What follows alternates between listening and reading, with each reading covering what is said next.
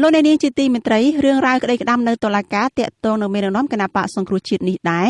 មេធាវីការពារក្តីឲ្យមេដឹកនាំគណៈបកសង្គ្រោះជាតិថាក្រុមមេធាវីក្រុងសរសេរលិខិតទៅសាលាដំបូងរាជធានីភ្នំពេញ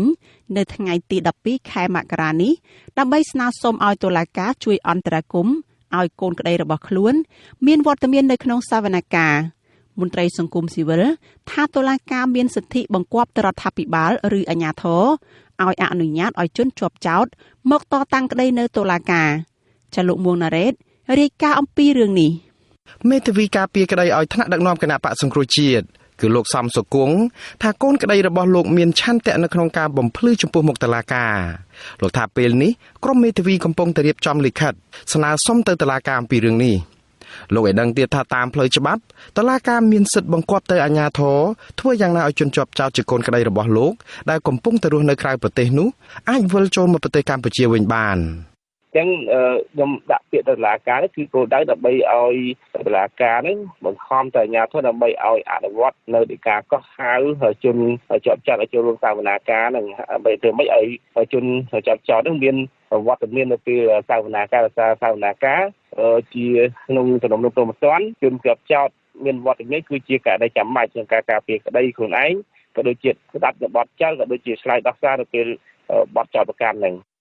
មេធាវីស្វះស្វែងរកអន្តរាគមន៍ពីតុលាការនៅពេលនេះស្របពេលដែលនៅសល់តែ3ថ្ងៃទៀតតែប៉ុណ្ណោះដែលតុលាការក្រុងភ្នំពេញ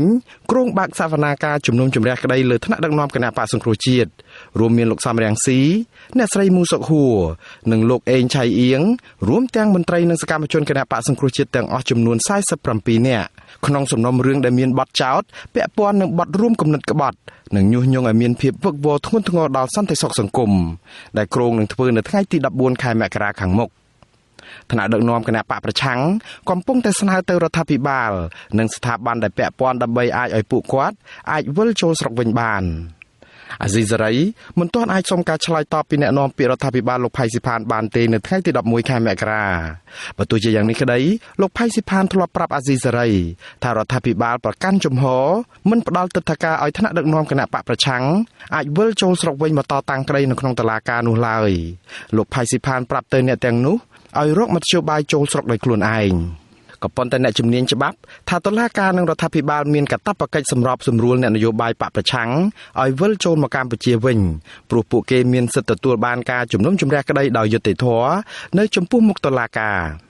នាយករងទទួលបន្ទុកផ្នែកឃ្លាំមើលសិទ្ធិមនុស្សនៃអង្គការលីកាដូលោកអំសំអាតយល់ថាតាមគោលការណ៍ច្បាប់តុលាការត្រូវប្រើគ្រប់មធ្យោបាយដើម្បីឲ្យជនដែលត្រូវបានតុលាការចោទប្រកាន់ទទួលបានព័ត៌មានគ្រប់គ្រាន់និងអាចចូលខ្លួនមកតតាំងនៅចំពោះមុខច្បាប់លោកថានៅក្នុងករណីជនជាប់ចោទមិនអាចចូលខ្លួនបំភ្លឺនៅតុលាការទេនេះជាការបង្ហាញឲ្យឃើញអំពីការមិនស្មើភាពគ្នានៅចំពោះមុខច្បាប់និងមិនអាចផ្ដល់យុត្តិធម៌ដល់ជនជាប់ចោទបានទេ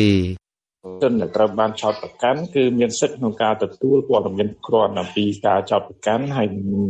ការដែលផ្ដល់ត្រឡប់មកវិញដោយការការពារខ្លួននៅផុសតាងឬអំណះអំណាងផ្សេងៗណាបាទហើយការដែលជូនដំណឹងទៅដល់ជនដែលត្រូវចោទហ្នឹងគឺប្រើប្រាស់ទៅគ្រប់មធ្យោបាយយ៉ាងណាដើម្បីឲ្យជនដែលត្រូវចោទហ្នឹងគាត់ទទួលបានដំណឹងហើយនឹងមានការដោះសារនិងការឆ្លើយតបទៅបាទអាស៊ីសេរីមិនទាន់អាចសុំការឆ្លើយតបពីប្រធានលេខាធិការដ្ឋានសាលាដំបងរាជធានីភ្នំពេញលោកអ៊ីរ៉ានបាននៅឡើយទេនៅថ្ងៃទី11ខែមករានេះមកដល់ពេលនេះថ្នាក់ដឹកនាំគណៈបកសង្គ្រោះជាតិដឹកនាំដោយអនុប្រធានគណៈបកនេះគឺអ្នកស្រីមូសុខហួរនៅតែរក្សាជំហរវិលចូលស្រុកខ្មែរវិញបើទោះបីជារដ្ឋាភិបាលមិនអោយទិដ្ឋាការឬក៏វីសាក៏ដោយ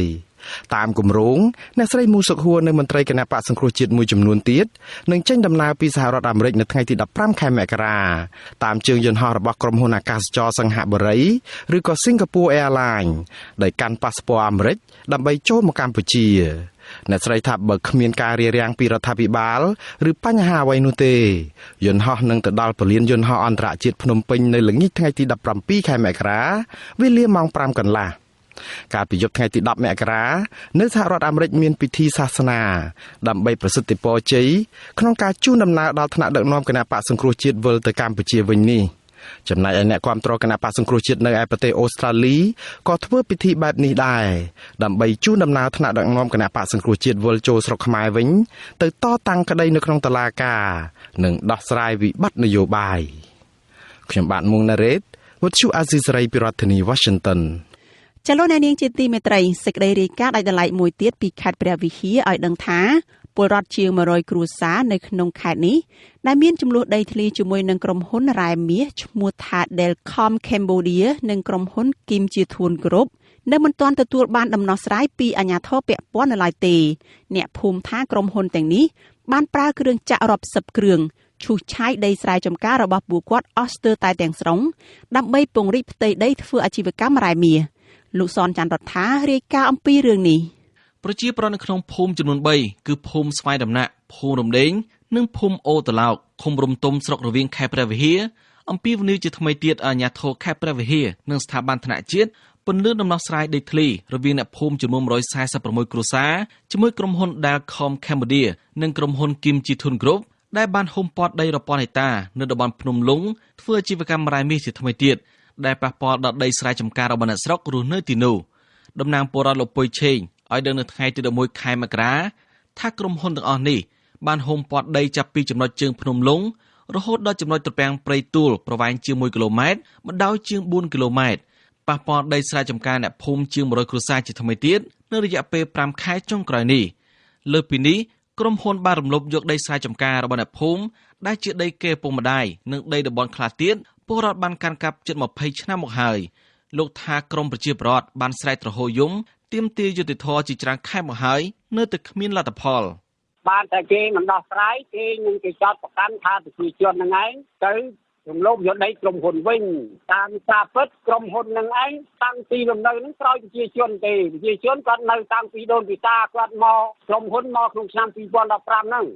អាស៊ីសេរីបានព្យាយាមតាក់ទងក្រុមហ៊ុន Kim Chithun Group តាមរយៈលេខទូរស័ព្ទនៅក្នុងលិខិតរបស់ក្រុមហ៊ុនតែទូរស័ព្ទមិនអាចតាក់ទងបាននៅថ្ងៃទី11ខែមករាចំណែកតំណាងក្រុមហ៊ុន Delcom Cambodia អាស៊ីសេរីក៏មិនអាចតាក់ទងបានដែរនៅថ្ងៃដដែលនេះលោកពុយឆេញបានបន្ថែមថាក្រុមហ៊ុនទាំងនេះបានពង្រាយកងកម្លាំងទាហានយាមល្បាតតំបន់នោះយ៉ាងប្រុងប្រយ័ត្ននិងរារាំងពលរដ្ឋម្ចាស់ស្រុកមិនឲ្យធ្វើស្រែចម្ការលើដីគេដូនតារបស់ខ្លួននោះទេលោកថាអាជ្ញាធរឃុំនិងអាជ្ញាធរស្រុកមិនត្រឹមតែមិនជួយដោះស្រាយក្តីកង្វល់របស់ពលរដ្ឋនោះទេថែមទាំងគំរាមកំហែងពលរដ្ឋដែលទាមទារដីស្រែចម្ការពីក្រុមហ៊ុនថែមទៀតផងក្រុមហ៊ុនគេថាម៉េចគេថាគេបានច្បាប់ពីរដ្ឋាភិបាលពួកយើងមិនមានសិទ្ធិតែធ្វើលើដីហ្នឹងគេគម្រាមអញ្ចឹងហើយគេដាក់កម្លាំងទាហានជារាល់ថ្ងៃហ្នឹងបើប្រជាជនណាទៅត្រួសបោះត្រួសអីគេហាមគាត់ឲ្យត្រួសទេរាល់ថ្ងៃហ្នឹងបាទទាំងអស់ហ្នឹងវាជាង 2000 ហិកតាប៉ុន្តែអានឹងវារួមទេប្រជាប្រដ្ឋមានចំនួនដីធ្លីរួនក្នុងភូមិរំដេងលោកស្រីយឹមផាតរៀបរាប់ថាគ្រួសារលោកស្រីមានដី15ហិកតាអាស្រ័យផលជាង10ឆ្នាំមកហើយមានដាំស្វាយចន្ទីស្រូវនិងដំណាំរួមផ្សំផ្សេងៗទៀតតែត្រូវបានក្រុមហ៊ុនរំលោភយកទាំងស្រុងនៅរយៈពេលប្រមាណឆ្នាំចុងក្រោយនេះលោកស្រីថាគ្រួសារលោកស្រីនិងពលរដ្ឋមួយចំនួនទៀតបានដាក់ពាក្យប្តឹងទៅតុលាការនៅអាជ្ញាធរខេត្តឲ្យជួយរកយុត្តិធម៌ប៉ុន្តែគ្មានដំណោះស្រាយនៅឡើយទេខ្ញុំប្តឹងទៅតុលាការខ្ញុំប្តឹងទៅជាវាយខេត្តតែអត់ឃើញមានដំណោះស្រាយទេ3ខែហើយអត់ទាំងអស់ដល់ទឹកភ្នែកទៅហាមសំបីសំរុំជាចាំទីដើម្បីឬដែរកាត់ដើមទៅលោកឲ្យកាត់ដែរវាធ្វើបាបអនុញ្ញាតមិនឲ្យធ្វើបាបទៅអ្នកក្រៅក្រមចំណែកប្រជាប្រដ្ឋមានចំនួនដីធ្លីម្នាក់ទៀតគឺលោកស្រីទូចធីត្អូញត្អែថាដីគេឪពុកម្ដាយរបស់លោកស្រីទំហំ12ហិកតាត្រូវបានក្រុមហ៊ុន Delcom រំលោភយកទាំងស្រុងកាលពីដើមឆ្នាំ2020លោកស្រីថាការបាត់បង់ដីស្រែចិញ្ចឹមជីវិតបានរុញច្រានដល់ជីវភាពគ្រួសារលោកស្រីធ្លាក់ដុនដាបហើយកូនលោកស្រី3នាក់បានបង្ខំចិត្តឈប់រៀនធ្វើចំណាក់ស្រុកលោកស្រីចៅអាជ្ញាធរថាមិនត្រឹមតែមិនយកចិត្តទុកដាក់ដោះស្រាយក្តីកង្វល់របស់ប្រជាប្រដ្ឋនោះទេថែមទាំងប្រើកម្លាំងយោធាប្រដាប់អាវុធគំរាមកំហែងដល់ពលរដ្ឋទៀតផងខ្ញុំមកប្តឹងមកខេត្តមកតុលាការប្តឹងមកខេត្តតែអត់ដែលឃើញដំណោះស្រាយអីអូយទេលោកគ្រូអើយក្រុមហ៊ុនគ្រប់គ្រងទាំងស្រុងខ្ញុំចូលធ្វើអត់បានទេតាចវាយស្រុកទាំងអីទៅប្រមាថយកខ្ញុំមកដាក់វងកញ្ចក់សេះចាដីគេពីម៉ែដីស្រែយកទាំងអស់គ្មានសល់អីបន្តិចទេលោកគ្រូយកទាំងអស់លលីងចំណែកអភិបាលខេត្តព្រះវិហារលោកប្រាក់សវណ្ណវិញលោកបដិសេធអធិប្បាយរឿងនេះដោយលោករុញឲ្យសួរប្រធានរដ្ឋបាលខេត្តព្រះវិហារជំនួសវិញមេឃុំរំទុំលោកសៅមុតទទួលស្គាល់ថាមានពលរដ្ឋជាច្រើនគ្រួសារមានចំនួនដីធ្លីជាមួយក្រុមហ៊ុន Delcom និងក្រុមហ៊ុន Kim Chithun Group ក៏ប៉ុន្តែពួកគាត់ភាគច្រើនបានប្តឹងតែអាជ្ញាធរជាតិឲ្យជួយដោះស្រាយមិនសូវពឹងអាជ្ញាធរឃុំនោះទេលោកបញ្ជាក់ថាចំនួនដីធ្លីនេះមានភាពច្របូកច្របល់ច្រើនដោយសារមានតំបន់ខ្លះពលរដ្ឋទៅកាន់កាប់មុនពេលដែលក្រុមហ៊ុនមកវិនិយោគហើយក៏មានតំបន់ខ្លះទៀតក្រុមហ៊ុនទទួលបានសិទ្ធិវិនិយោគមុនពេលដែលពលរដ្ឋទៅអាស្រ័យផលលោកបន្ថែមថាក្រុមហ៊ុនវិនិយោគតំបន់នោះ បានបង់ពន្ធជូនរដ្ឋត្រឹមត្រូវស្របតាមច្បាប់ដល់គេប្រមូលកម្លាំងមួយគ្រឿងគេប្តឹងទៅថាជាតិនឹងទៅ100នាក់នោះយើងទៅប្តឹងទៅណាថាក៏មិនដឹងមិនលឺតែចេះទៅគេទៅគេមិនចង់ឲ្យក្រុមហ៊ុនមាននៅកន្លែងភូមិទេណាបាទចង់រំសាយចូលក្រុមហ៊ុននេះធ្វើជាតិមិនដឹងទៅថាជាតិនឹងអត់ឲ្យឃុំអត់ឲ្យភូមិអីដឹងទេគេទៅស្ងាត់ទៅគេទេតាក់ទងទៅនឹងរឿងនេះអ្នកនាំពាក្យសមាគមអាតហុកលោកសឹងសានករណាយល់ថាអាជ្ញាធរថ្នាក់ជាតិគួរចោះស្រាវជ្រាវនិងរកដំណោះស្រាយរឿងនេះជូនពលរដ្ឋមិនគួរអូសបន្លាយពេលនោះទេព្រោះនាំឲ្យប៉ះពាល់ដល់ជីវភាពនិងដីអាស្រ័យផលរបស់អ្នកភូមិលោកថាសមាគមអាតហុកបានទទួលបណ្ដឹងករណីនេះហើយនិងកំពុងធ្វើការស៊ើបអង្កេតស្ថាប័នពាក់ព័ន្ធដែលពួកគាត់បានដាក់ពាក្យស្នើសុំតាមលិខិតជាលិលាអក្សរទាំងអស់ហ្នឹងគួរតែមានការបង្កើតនៅគណៈកម្មការចម្រុះណាមួយដែលចុះទៅធ្វើការស្រាវជ្រាវអំពីបញ្ហាវិវាទទាំងអស់ហ្នឹងហើយរកដំណោះស្រាយជូនពួកគាត់បាទជាជាងឲ្យពួកគាត់មានការអស់ជំនឿស្ថាបនិកអង្គការមេដាធម្មជាតិលោក Alejandro Gonzalez Davidson ថ្លែងថាលោកបានទទួលព័ត៌មានច្បាស់ថាត្រកូលហ៊ុនបានរកស៊ីអាជីវកម្មរ៉ែមាសនៅតំបន់នោះទើបធ្វើអាជ្ញាធរថ្នាក់ជាតិមិនហ៊ានអនុវត្តច្បាប់លើក្រុមហ៊ុនទាំងអស់នេះលោកបញ្ជាក់ថាតំបន់នោះជាកន្លែងធ្វើអាជីវកម្មរ៉ែមាសខ្នាតធំរបស់ត្រកូលហ៊ុនដែលមានជំនួយបច្ចេកទេសពីប្រទេសចិនដរាបណាមានមាសនៅក្រោមដីនៅតំបន់នោះហើយដរាបណាលោកហ៊ុនសែនជាមួយគ្នាគាត់ការអំណាចគឺគ្មានសង្ឃឹមទេសម្រាប់បរិស្ថានទេគ្មានសង្ឃឹមសម្រាប់ប្រជាពលរដ្ឋនៅក្នុងនោះហើយក៏គ្មានសង្ឃឹមថារដ្ឋតាមរយៈសុយសាតាមរយៈពន្ធនឹងទទួលចំណូលគ្មានសង្ឃឹមទេខ្ញុំហ៊ានធានា 100% ដរាបណាមានមាសក្រោមដីដរាបណាលោកហ៊ុនសែនការអំណាចគឺគ្មានអីប្រែប្រួលទេមានតែពង្រីកកាន់តែច្រើនទៅផលប៉ះពាល់កាន់តែច្រើនចំណូលរបស់បុគ្គលពាក់ព័ន្ធកាន់តែច្រើនអានោះគឺ 100% គឺអញ្ចឹងសកម្មជនប្រធានរូបនេះសង្កត់ធ្ងន់ថាប្រសិនបើលោកហ៊ុនសែនក្លាហានត្រូវនិយាយរឿងនេះជាសាធារណៈប្រាប់ពីចំណូលពន្ធចូលរដ្ឋនៅទំហំផ្ទៃដីជាក់ស្ដែងដែលទទួលបានសិទ្ធិវិនិយោគលោកថាអាជ្ញាធរនៅតែលាក់បាំងព័ត៌មានទាក់ទងទៅនឹងអាជីវកម្មរ៉ែមាសរបស់ភ្នំលុងដែលធ្វើលោកសង្ស័យថាអាជីវកម្មរ៉ែមាសនៅទីនោះសុទ្ធសឹងតែធ្វើឡើងដោយខុសច្បាប់គ្មានការសិក្សាផលប៉ះពាល់បរិស្ថាននិងសង្គមត្រឹមត្រូវខ្ញុំសនចាររថាអាស៊ីសេរីរាយការណ៍ពីរដ្ឋធានីវ៉ាស៊ីនតោន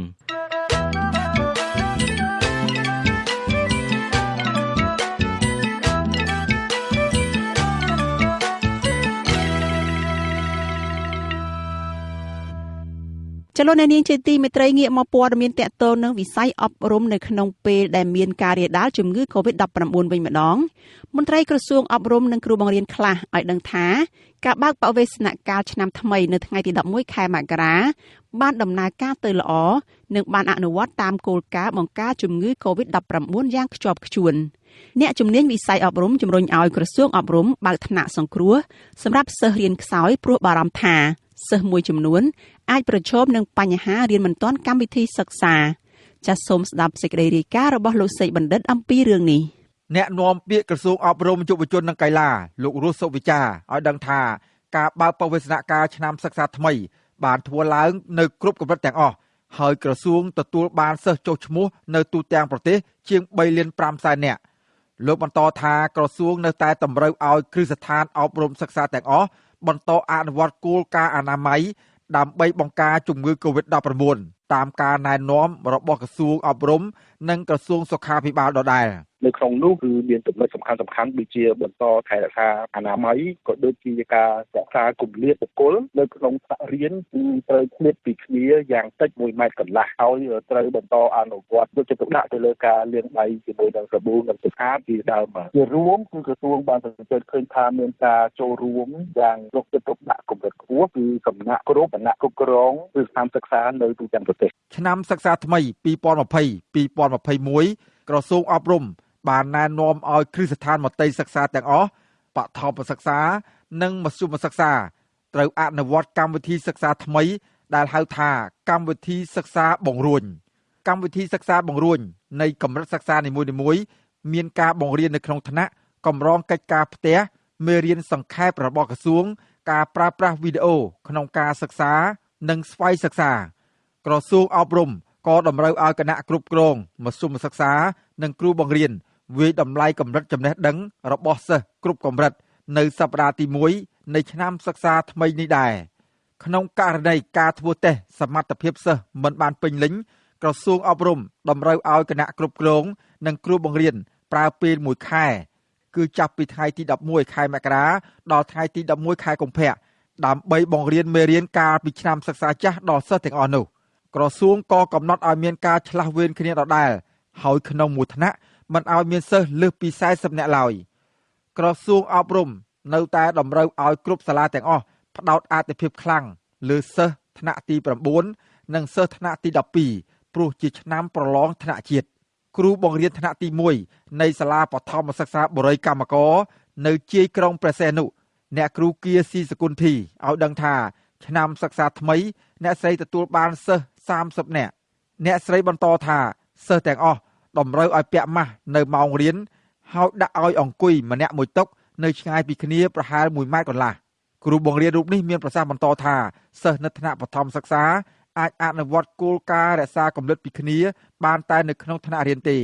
តែចំពោះម៉ោងចេញលេងគឺសិស្សប្រមូលផ្ដុំគ្នារត់លេងដដែលបើខ្ញុំវិញកាលឆ្នាំមុនសិស្សតិចទៅខ្ញុំអាចដាក់វាឆ្លាស់គ្នាបើបងប្អូនឲ្យអង្គុយមួយគ្នាបានបងប្អូនវានៅផ្ទះជាមួយគ្នាហាងតបមួយពីរនាក់បានតែបើអត់ទេមួយ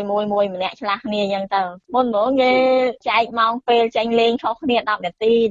អញ្ចឹងដែរតែដល់ពេលក្រោយមកហាមផាត់ក្មេងបានអ្នកពិគ្រោះយោបល់ឯករាជ្យផ្នែកគោលនយោបាយអប់រំលោកសេងហុងមើលឃើញថា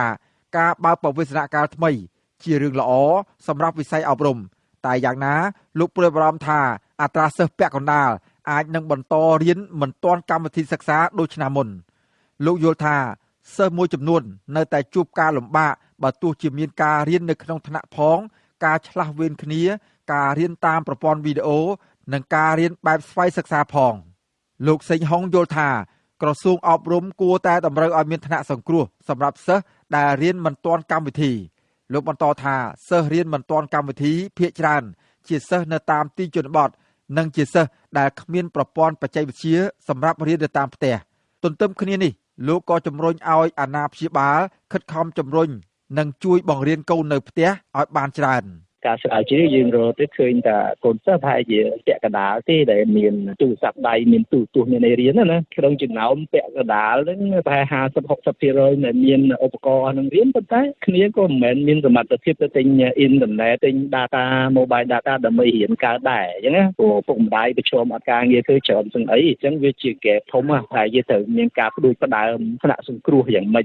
ដើម្បីជួយទៅក្មេងដែលគ្នារៀនយឺតព្រោះក្មេងទាំងអស់អត់រៀនលឿនដូចគ្នាទេក្មេងរៀនយឺតនឹងមានច្រើនណាជាមួយគ្នានេះនៅថ្ងៃទី11ខែមករា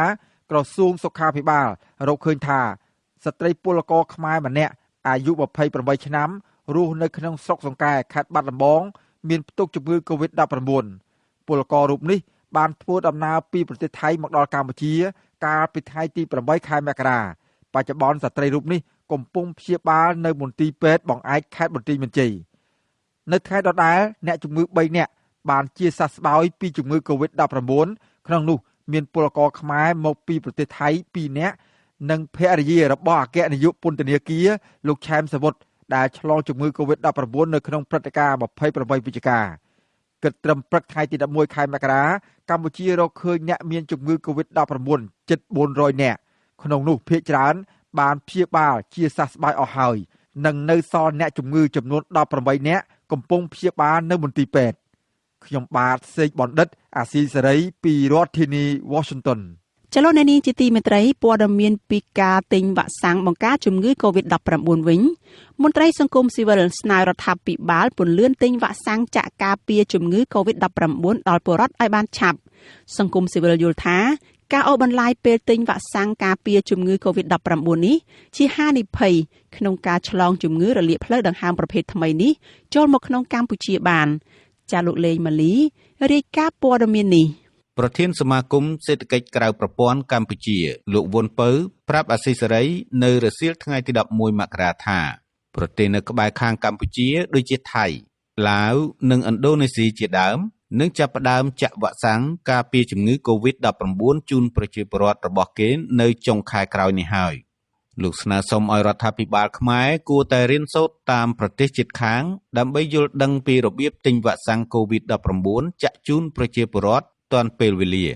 មន្ត្រីសង្គមស៊ីវិលរូបនេះយល់ថាការចាក់វ៉ាក់សាំងការពារជំងឺរលាកផ្លូវដង្ហើមថ្មីនេះឲ្យបានឆាប់គឺជាការផ្ដល់ទំនុកចិត្តដល់ទេសចរចូលមកកំសាន្តកម្ពុជា ដែលជួយជំរុញឲ្យសេដ្ឋកិច្ចកម្ពុជាងើបឡើងវិញពីព្រោះយើងចង់ឃើញប្រជាពលរដ្ឋយើងកាលណាគាត់មានប្រព័ន្ធការពារ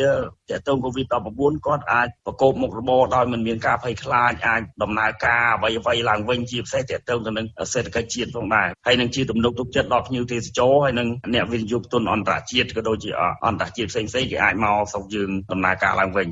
ចំណែកប្រធានអង្គការតម្លាភាពកម្ពុជាលោកពេជ្រពិសីវិញលោកយល់ថារដ្ឋាភិបាលគួរតែបង្ហាញព័ត៌មានអំពីដំណើរការទិញវ៉ាក់សាំងការពារជំងឺ COVID-19 ឲ្យបានញឹកញាប់និងមានតម្លាភាពដើម្បីផ្ដល់ទំនុកចិត្តដល់ប្រជាពលរដ្ឋលោកបញ្ជាក់ថាប្រទេសជិតខាងកម្ពុជាកំពុងតែមានការរាតត្បាតជំងឺ COVID-19 ដូច្នេះប្រសិនបើរដ្ឋាភិបាលអូសបន្លាយពេលទិញវ៉ាក់សាំងជាហានិភ័យដល់ការឆ្លងជំងឺ COVID-19 មកកម្ពុជាបើសិនជាយើងប្រើពេលយូរពេកហានិភ័យរបស់យើងគឺពលរដ្ឋយើងអត់ត្រូវបានការការពារទេអញ្ចឹងហានិភ័យនៃការរីករាលដាលឬក៏ឆ្លងនឹងអាចខ្ពស់ហើយធ្វើឲ្យប្រជាជនយើងទៅជាប្រជាជនមួយដែលងាយរងគ្រោះព្រោះអ្នកផ្សេងគេចាក់អញ្ចឹងការរៀបចំការចាក់ថ្នាំឲ្យបានកាន់តែឆាប់កាន់តែប្រសើរបាទដើម្បីផ្ដល់ទំនុកចិត្តខ្ពស់ដល់សាធារណជនខ្ញុំគិតថាការបញ្ចេញព័ត៌មានគឺជាចំណុចសំខាន់មន្ត្រីសង្គមស៊ីវិលទាំងនេះក៏អំពាវនាវដល់រដ្ឋាភិបាលឲ្យទិញវ៉ាក់សាំងការពារជំងឺ COVID-19 ពីក្រុមហ៊ុនដែលអង្គការសុខភាពពិភពលោកទទួលស្គាល់ជាផ្លូវការដើម្បីសុវត្ថិភាពដល់ប្រជាពលរដ្ឋទាក់ទងនឹងបញ្ហានេះប្រធានអង្គភិបអ្នកនាំពាក្យរដ្ឋាភិបាលលោកផៃស៊ីផានប្រាប់អាស៊ីសេរីយ៉ាងខ្លីថាលោកមិនបានដឹងពីការទិញវ៉ាក់សាំងនេះទេដោយលោកបង្វែរឲ្យទៅសួរក្រសួងសុខាភិបាលជំនួសវិញបើសួរក្រសួងសុខាភិបាលគេដឹងអ្នកនាំពាក្យពីព្រោះរឿងដែលវ៉ាក់សាំងរឿង COVID ហ្នឹងមានតែក្រសួងសុខាភិបាលគេអ្នកចាត់ចែងតែសួរខាងនោះពលសម្ដេចគាត់លោកឲ្យគោលការណ៍ឲ្យចាត់ចែងចរចាឲ្យទិញគេយកមកណាព្រោះ COVID ហ្នឹងគេបានតែ certify ប្រមាណរយៈតែទៅហើយអាស៊ីសេរីមិនអាចតាក់ទងអ្នកនាំពាក្យក្រសួងសុខាភិបាលអ្នកស្រីអវ៉ាន់ឌិនដើម្បីសុំសេចក្តីអធិប្បាយលើរឿងនេះបន្ថែមទៀតបានទេដោយសារគ្មានអ្នកទទួលទូរស័ព្ទរដ្ឋលេខាធិការក្រសួងសេដ្ឋកិច្ចនិងហិរញ្ញវត្ថុលោកវង្សសីវិសុទ្ធដែលជាប្រធានក្រុមការងារអន្តរក្រសួងបានដឹកនាំកិច្ចប្រជុំមួយកាលពីថ្ងៃទី8ខែមករាថាកម្ពុជានឹងទិញវ៉ាក់សាំងពីក្រុមហ៊ុនដែលប្រើប្រាស់មានសុវត្ថិភាពនិងមានការទទួលស្គាល់ពីអង្គការសុខភាពពិភពលោកប៉ុណ្ណោះកន្លងមកអង្គការសុខភាពពិភពលោកទទួលស្គាល់វ៉ាក់សាំងផលិតដោយក្រុមហ៊ុន Pfizer និង BioNTech របស់សហរដ្ឋអាមេរិកនិងអាល្លឺម៉ង់កាលពីចុងខែធ្នូកន្លងទៅលោកនាយករដ្ឋមន្ត្រីហ៊ុនសែនបានបញ្ជាក់ថាកម្ពុជាមានលទ្ធភាពទិញវ៉ាក់សាំងប្រឆាំងជំងឺ COVID-19 តាមរយៈ COVAX ផងដែរដោយទំនាក់ទំនងរវាងប្រទេសនិងប្រទេសផងនិងតាមរយៈក្រុមហ៊ុនផ្ទាល់ផងរហូតមកដល់ពេលនេះរដ្ឋាភិបាលមិនទាន់បញ្ជាក់ជាផ្លូវការថានឹងទិញវ៉ាក់សាំង COVID-19 ពីក្រុមហ៊ុនណានិងពេលណានៅឡើយទេស្របពេលដែលរដ្ឋាភិបាលលោកហ៊ុនសែនបានទទួលថវិកាពីសប្បុរសជនសរុបជាង$56 លានរួចហើយដើម្បីត្រៀមទិញវ៉ាក់សាំង COVID-19 ចំនួន1 លានដូសសម្រាប់ចាក់ជូនប្រជាពលរដ្ឋ50,000 នាក់ដោយឥតគិតថ្លៃទោះជាយ៉ាងណាក្តីមន្ត្រីសង្គមស៊ីវិលស្នើសុំយ៉ាងទទូចដល់រដ្ឋាភិបាលឲ្យបង្កើតគណៈកម្មការគ្រប់គ្រងថវិកាទាំងនេះដើម្បីប្រើប្រាស់ថវិកាមានតម្លាភាពឲ្យត្រូវតាមតម្រូវការរបស់ប្រជាពលរដ្ឋខ្ញុំបាទលេងម៉ាលីអាស៊ីសេរីរាយការណ៍ពីរដ្ឋធានី Washington លោកអ្នកនាងកំពុងស្ដាប់ការផ្សាយរបស់អាស៊ីសេរីពីរដ្ឋធានី Washington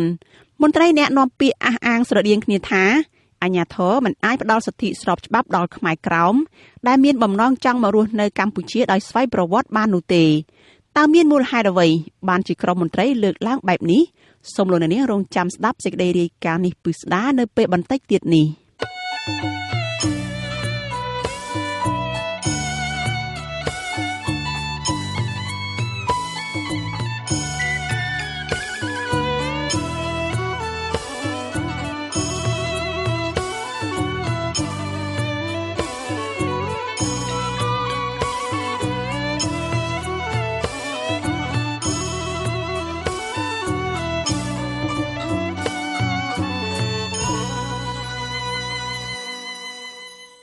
លោកអ្នកនាងកំពុងស្ដាប់ការផ្សាយរបស់អាស៊ីសេរីជាទីមេត្រី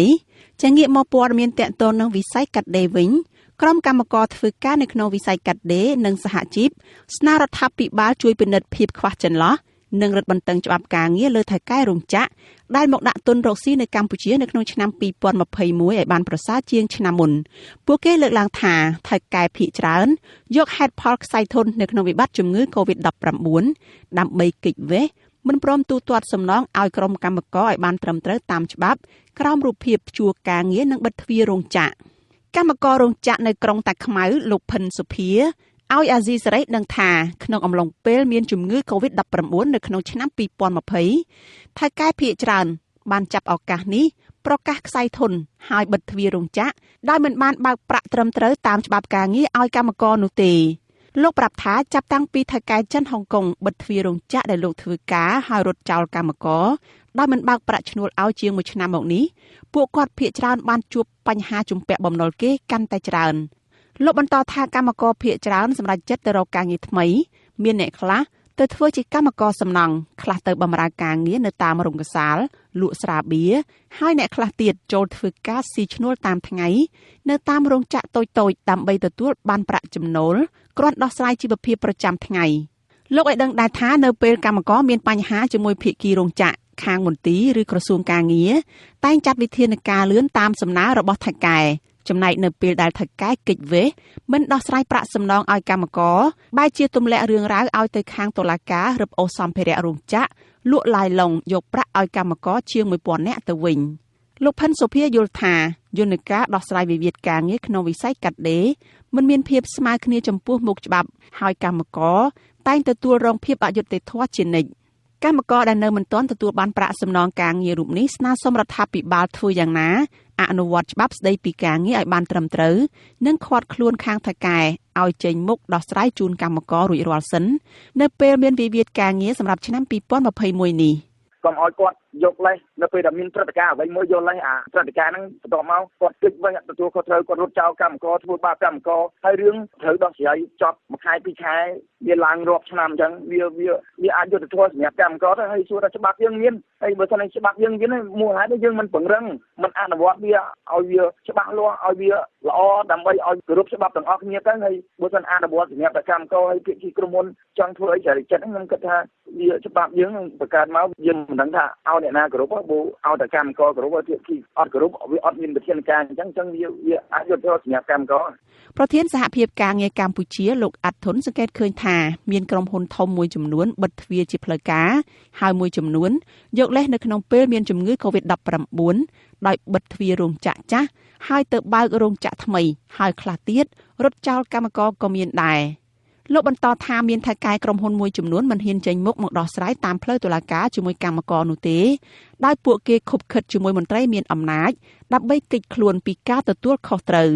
លោកបញ្ជាក់ថាចំពោះការបន្ធូរបន្ថយរបស់រដ្ឋាភិបាលទៅដល់ក្រុមហ៊ុនសហគ្រាសច្រើនពេកអាចធ្វើឲ្យបាត់បង់ផលប្រយោជន៍របស់កម្មករទៅវិញទេប្រសិនបើការអនុវត្តច្បាប់មិនមានប្រសិទ្ធភាពលោកយល់ថាបញ្ហាដែលកើតឡើងនៅក្នុងឆ្នាំ2020កន្លងទៅនេះអាចចាត់ទុកថាជាបទពិសោធន៍ប៉ុន្តែសម្រាប់ឆ្នាំ2021រដ្ឋាភិបាលគួរតែពិនិត្យឲ្យបានហ្មត់ចត់ចំពោះគ្រឹះស្ថានសហគ្រាសទាំងអស់កុំឲ្យមានការព្យួរការងារឬក៏បិទទ្វាររោងចក្រដោយមិនមានមូលហេតុច្បាស់លាស់និងមិនស្របតាមច្បាប់ការងារស្នើឲ្យរដ្ឋាភិបាលខណ្ឌបានចំពោះការតាមដានកុំឲ្យមានការបិទក្រុមហ៊ុនដោយមិនបានទូទាត់លុយឲ្យកម្មករត្រឹមត្រូវយើងមិនខ្វាត់ទេក្នុងករណីដែលក្រុមហ៊ុនដំណើរការទៅមិនរួចយើងអាចបិទតែបើសិនជាបិទត្រូវតែបង់លុយតាមច្បាប់ទី1ទី2ក្នុងករណីដែលក្រុមហ៊ុនហ្នឹងមិនមានលទ្ធគាត់ថាប៉ះពាល់ទី1គឺយើងអាចព្យួរបានច្បាប់ក៏អនុញ្ញាតឲ្យក្រុមហ៊ុនព្យួរដែរហេតុអីក្រុមហ៊ុនមិនព្យួរយល់ចឹងណានេះគឺជាការអនុវត្តកន្លងមកហើយបើសិនជាចេះតែបដ ாய் មានន័យថាក្រុមហ៊ុនអាចនឹងយកលេសហ្នឹងដើម្បីជាប្រយោជន៍របស់គាត់មកវិញបាទរបាយការណ៍របស់ក្រសួងការងារឲ្យដឹងថានៅក្នុងឆ្នាំ2020មានរោងចក្រសហគ្រាសនៅក្នុងវិស័យកាត់ដេរជាង120រោងចក្របានបិទទ្វារឈប់ដំណើរការហើយបង្កឲ្យកម្មករជាង 70000 នាក់បាត់បង់ការងារដោយសារវិបត្តិនៃការរាលដាលជំងឺ COVID-19 នៅក្នុងពិភពលោកក្រសួងបញ្ជាក់ថានៅក្នុងឆ្នាំ2020ដដែលនោះក៏មានរោងចក្រកាត់ដេរថ្មីជាង100រោងចក្របើកទ្វារដែលផ្ដល់ការងារដល់កម្មករជាង 20000 នាក់អាស៊ីសេរីមិនអាចសុំការឆ្លើយតបរឿងនេះពីអ្នកនាំពាក្យក្រសួងការងារនិងបណ្ដុំបណ្ដាលវិជ្ជាជីវៈលោកហេងសួរបានទេនៅថ្ងៃទី11ខែមករា ដោយទូរស័ព្ទចូលពុំមានអ្នកទទួលតែទោះជាយ៉ាងណាលោកបានប្រាប់សារព័ត៌មានក្នុងស្រុកថានៅក្នុងឆ្នាំ2021នេះកម្ពុជារំពឹងថាមានរោងចក្រដែលមកបង្កើតថ្មីនឹងមានចំនួនប្រហាក់ប្រហែលគ្នានឹងឆ្នាំ2020ក្រោយពេលដែលក្រុមប្រឹក្សាអភិវឌ្ឍកម្ពុជា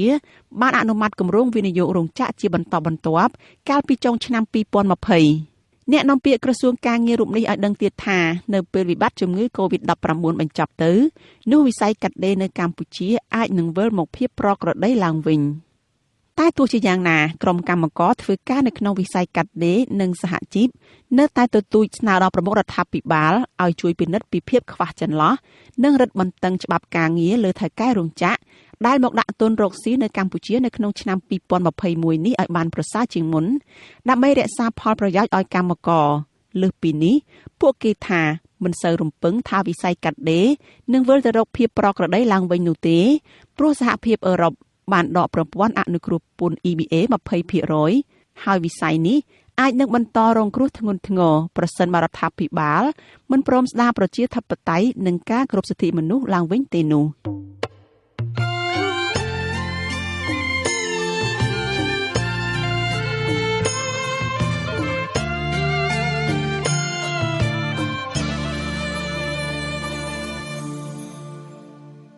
លោកនាងកំពុងស្ដាប់ការផ្សាយរបស់ Azizi Saray ផ្សាយចេញពីរដ្ឋធានី Washington សហរដ្ឋអាមេរិកមន្ត្រីការបរទេសអះអាងថាអាញាធរកម្ពុជាកំពុងរៀបចំឯកសារដើម្បីបញ្ជូនក្មេងស្រីដែលអំពាវនាវរកការសង្គ្រោះដើម្បីបានវិលមកស្រុកកំណើតវិញបន្ទាប់ពីត្រូវប្តីជាជនជាតិចិនធ្វើបាបអ្នកនាំពាក្យក្រសួងការបរទេសកម្ពុជាលោកកុយគួងប្រាប់អាស៊ីសេរីតាមប្រព័ន្ធ Telegram កាលពីយប់ថ្ងៃទី11ខែមករាថាមន្ត្រីស្ថានទូតកម្ពុជានៅទីក្រុងប៉េកាំងបានជួបសម្ភាសស្ត្រីរងគ្រោះរូបនោះរួចហើយលោកបន្តថាស្ថានទូតកំពុងសហការជាមួយនគរបាលចិនរៀបចំបំពេញបែបបទឯកសារបញ្ជូនគាត់មកប្រទេសកំណើតវិញតែទោះជាយ៉ាងណាលោកកុយគួងនៅមិនទាន់អាចបញ្ជាក់បាននៅឡើយទេថាពេលណាទើបក្មេងស្រីរូបនោះអាចចាក់ចេញពីប្រទេសចិនបាននៅឡើយទេ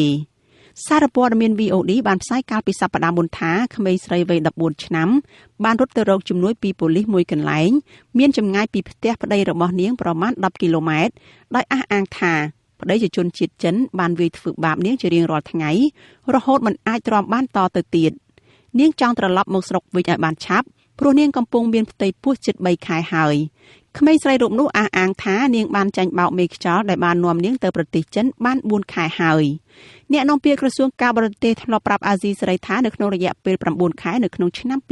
2020ក្រសួងបានជួយសង្គ្រោះស្ត្រីដែលចាញ់បោកគេទៅរៀបការនៅក្នុងប្រទេសចិននោះបាន75នាក់ចំណែកក្រសួងមហាផ្ទៃវិញមន្ត្រីក្រសួងនេះបញ្ជាក់ថាអាជ្ញាធរវៀតណាមបានរកឃើញនិងបញ្ជូនស្ត្រីខ្មែរ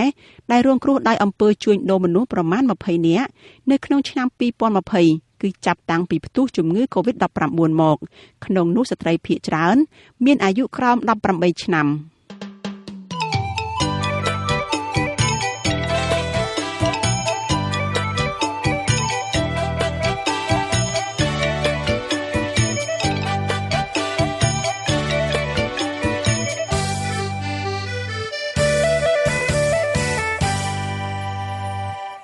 លោកអ្នកនាងជាទីមេត្រីគណៈមេធាវីកម្ពុជាកាលពីខែវិច្ឆិកាឆ្នាំ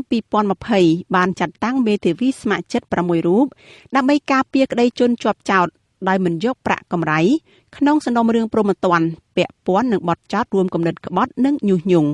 ជនជាប់ចោទទាំងនោះជាមន្ត្រីក្រុមប្រឹក្សាជាប់ឆ្នោតមកពីគណៈបកសង្គ្រោះជាតិសកម្មជន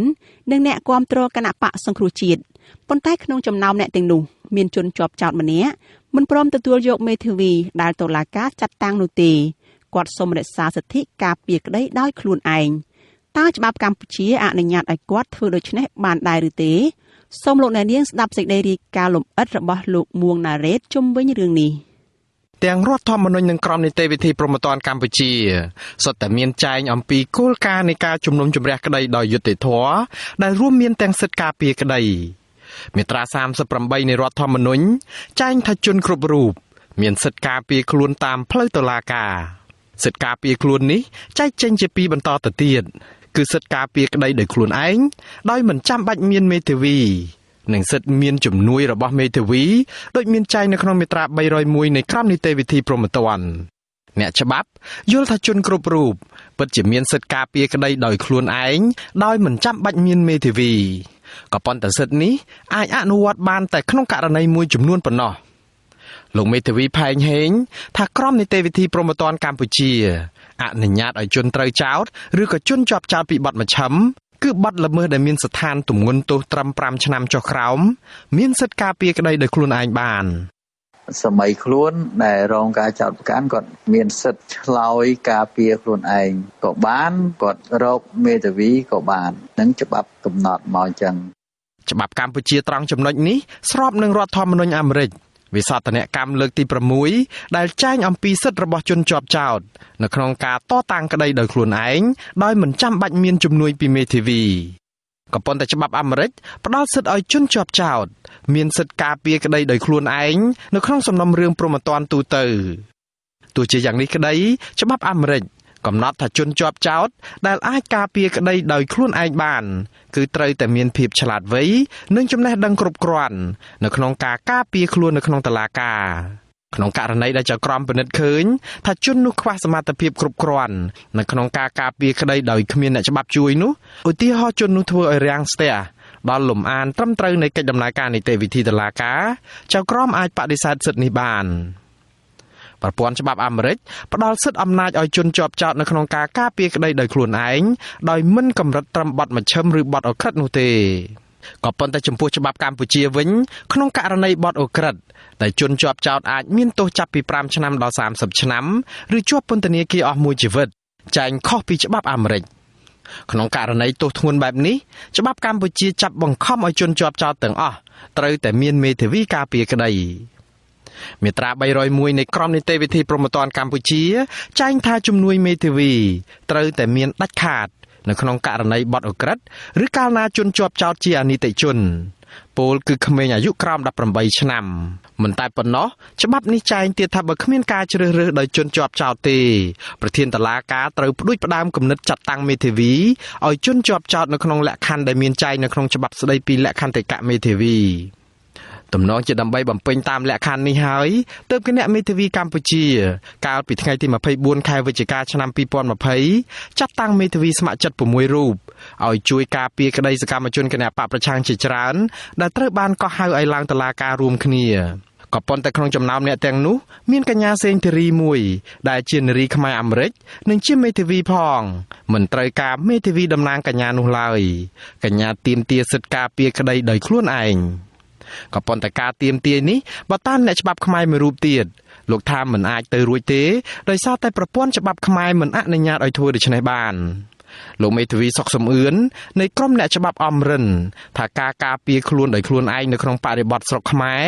មានន័យផ្សេងគឺមិនដូចគ្នានឹងការការពារខ្លួនដោយខ្លួនឯងនៅក្នុងប្រព័ន្ធច្បាប់អាមេរិកនោះឡើយបើស្រុកគេពាក្យតែការពារខ្លួនឯងមានន័យថាយើងដើរតួដោយមេធាវីខ្លួនឯងអញ្ចឹងណាហើយយើងអាចមានសិទ្ធិសួរសាកសីអីណាដូចមេធាវីអញ្ចឹងណាហើយដល់ស្រុកយើងអ្នកដែលអាចសួរសាកសីបានមានមេធាវីដែលយើងជន់ចោចយើងអត់មានសិទ្ធិទេដូច្នេះអាពាក្យដែលការពារដោយខ្លួនឯងនៅស្រុកខ្មែរយើងគឺអត់មានទេកញ្ញាសេងធីរីនិងក្រុមប្រឹក្សាជាប់ឆ្នោតពីគណៈបកសង្គ្រោះជាតិនិងសកម្មជនជាច្រើនអ្នកទៀតត្រូវបានចោទប្រកាន់ពីបទឧក្រិដ្ឋគឺរួមគំនិតក្បត់និងញុះញង់ឲ្យមានភាពវឹកវរធ្ងន់ធ្ងរដល់សន្តិសុខសង្គមពាក់ព័ន្ធនឹងគម្រោងធ្វើមាតុភូមិនិវត្តរបស់លោកសំរងស៊ីបទឧក្រិដ្ឋទាំងនេះមានស្ថានទម្ងន់ទោសអាចជាប់ពន្ធនាគារចាប់ពី5ឆ្នាំរហូតដល់20ឆ្នាំកញ្ញាសេងធីរីអះអាងថាកញ្ញាបានត្រៀមខ្លួនការពារក្តីដោយខ្លួនឯងដោយមិនចាំបាច់ពឹងពាក់ជំនួយពីមេធាវីតាំងតែពីសវនាការដំបូងកាលពីថ្ងៃទី26ខែវិច្ឆិកាកញ្ញាប្រាប់អាស៊ីសេរីក្រោយសវនាការនោះភ្លាមថានៅក្នុងនាមជាជនជាប់ចោទនឹងមានចំណេះដឹងគ្រប់គ្រាន់ផ្នែកច្បាប់ដើម្បីការពារក្តីដោយខ្លួនឯងកញ្ញាមិនត្រូវការមេធាវីនោះទេអាចតម្រូវឲ្យខ្ញុំមានមេធាវីពេលខ្ញុំជាជនជាប់ចោទអត់ចង់មានមេធាវីអូខេគេលើកឡើងថាអូនេះជារឿងព្រហ្មទណ្ឌមិនក្តៅខ្ញុំអត់ចង់មានមេធាវីទោះជាយ៉ាងនេះក្តីកញ្ញាសេងធីរីថាកញ្ញាបានត្រៀមមេធាវីទាំងជាតិនិងអន្តរជាតិរួចរាល់ទៅហើយក្នុងករណីដែលតុលាការសម្រេចចាប់ខ្លួនកញ្ញាដាក់ពន្ធនាគារកញ្ញាថាបើតុលាការមិនឲ្យកញ្ញាមានសម្លេងនៅក្នុងសវនាការកញ្ញានឹងបញ្ចេញសម្លេងនៅខាងក្រៅជាសាធារណៈដើម្បីទាក់ទាញកិច្ចដំណើរការនីតិវិធីតុលាការដែលកញ្ញាហៅថាជាឆាកល្ខោននយោបាយខ្ញុំបាទមួងណារ៉េតវិទ្យុអាស៊ីសេរីពីរដ្ឋធានី Washington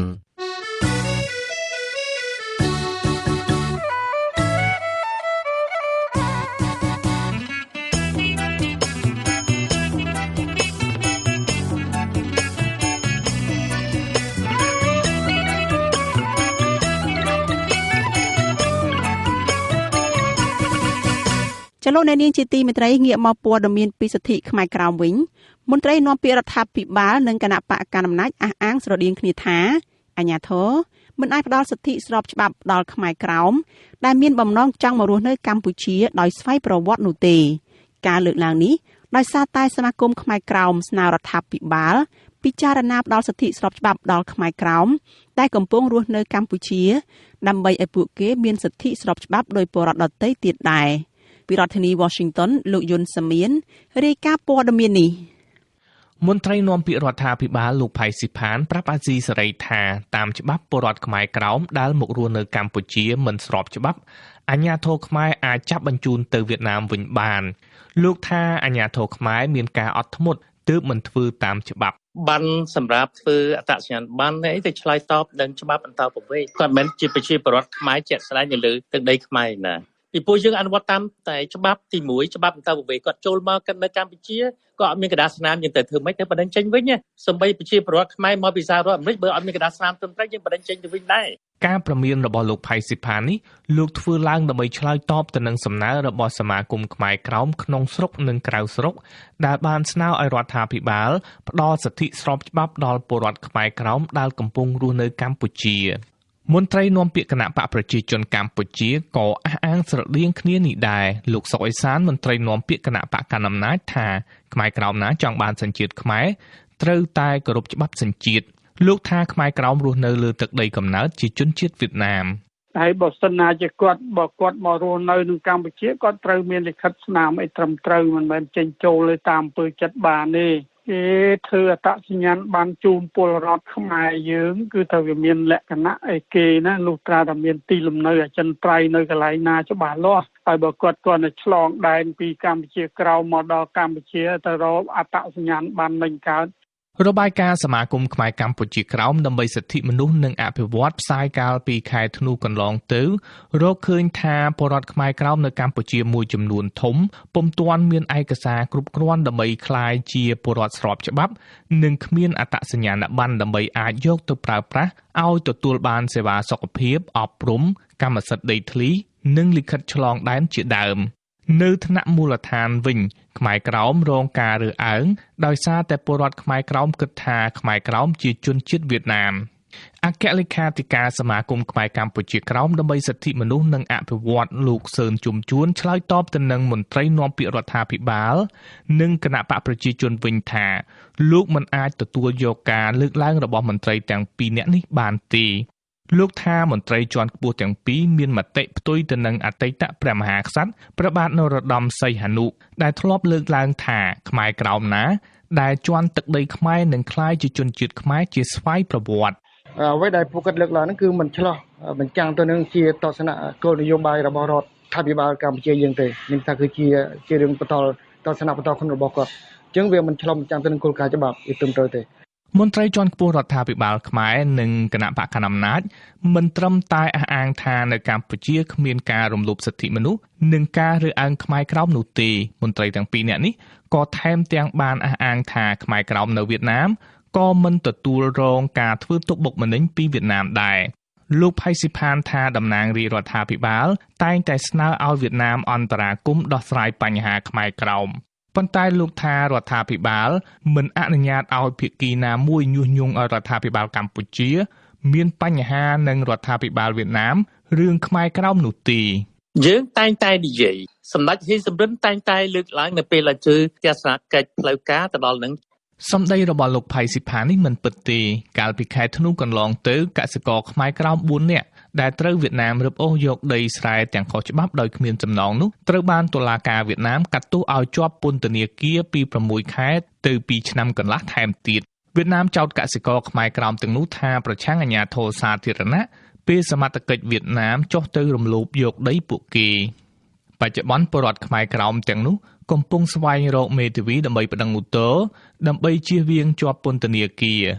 វៀតណាមមិនត្រឹមតែធ្វើទុកបុកម្នេញកសិករខ្មែរក្រោមនោះទេកាលពីពេលថ្មីៗនេះវៀតណាមក៏បានផាកពិន័យយុវជនខ្មែរក្រោមជាច្រើនអ្នករាប់រយដុល្លារដោយចោទប្រកាន់ពួកគេថាប្រើប្រាស់បណ្ដាញសង្គមផ្សព្វផ្សាយព័ត៌មានមិនពិត កន្លងមកយុវជនខ្មែរក្រោមបានប្រើប្រាស់បណ្ដាញសង្គម Facebook ដើម្បីផ្សព្វផ្សាយប្រវត្តិសាស្ត្រទឹកដីខ្មែរក្រោមនិងរិះគន់វៀតណាមរឿងធ្វើទុកបុកម្នេញខ្មែរក្រោមយុវជនខ្មែរក្រោមអះអាងថាពួកគេគ្មានកំហុសហើយក៏មិនបង់ប្រាក់ពិន័យឲ្យវៀតណាមដែរសមាគមខ្មែរកម្ពុជាក្រោមដើម្បីសិទ្ធិមនុស្សនិងអភិវឌ្ឍក៏រកឃើញថាខ្មែរក្រោមនៅស្រុកកំណើតដែលវៀតណាមកំពុងគ្រប់គ្រងរងគ្រោះដោយសារតែការរំលោភបំពានជាច្រើនករណីរបាយការណ៍អង្គការនេះឲ្យដឹងថាវប្បធម៌ខុសគ្នារវាងខ្មែរក្រោមនិងវៀតណាមបង្កឲ្យមានសម្ពាធទៅលើខ្មែរក្រោមដើម្បីរក្សាអត្តសញ្ញាណជាខ្មែរហើយពេលខ្លះខ្មែរក្រោមត្រូវបានគេបង្ខំឲ្យសម្របសម្រួលទៅតាមវប្បធម៌វៀតណាមក៏បានប្រើប្រាស់អំពើហិង្សាបង្ក្រាបទៅលើពលរដ្ឋខ្មែរក្រោមដែលហ៊ានតវ៉ាបញ្ហាការរំលោភបំពានដីធ្លីនិងទាមទារសិទ្ធិសេរីភាពទោះបីជាវៀតណាមបន្តធ្វើទុកបុកម្នេញខ្មែរក្រោមក៏ដោយក៏មន្ត្រីនាំពាក្យគណៈបកកណ្ដាលអំណាចលោកសុកអេសានអះអាងថាបញ្ហាដីធ្លីតែងតែកើតមានឡើងក្នុងសង្គមលោកថាកន្លងមកលោកមិនឃើញថាពលរដ្ឋខ្មែរក្រោមរងការរំលោភសិទ្ធិពីសំណាក់វៀតណាមនោះទេហើយខ្ញុំយល់ថាបងប្អូនមួយចំនួនទេដែលអាស៊ីសេរីធ្លាប់ផ្សាយនឹងប្រហែលថ្ងៃនេះឮផ្សាយថាមានដំណោះដីធ្លីអី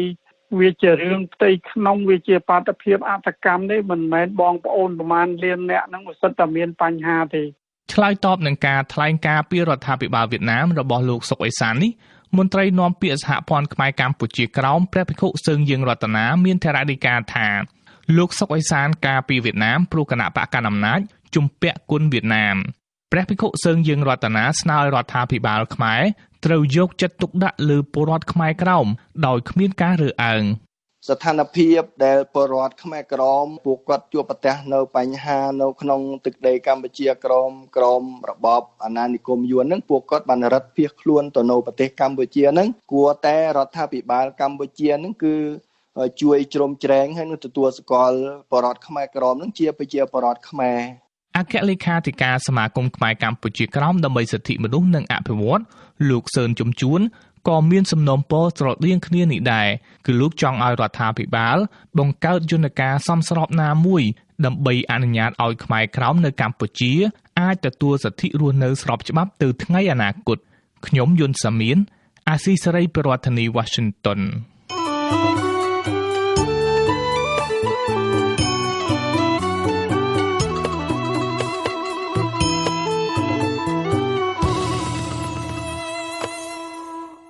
ចលនានាងជាទីមេត្រីព័ត៌មានពីក្តីរំពឹងចំពោះចំណូលបានមកពីធនធានប្រេងនៅកម្ពុជាវិញម្ដង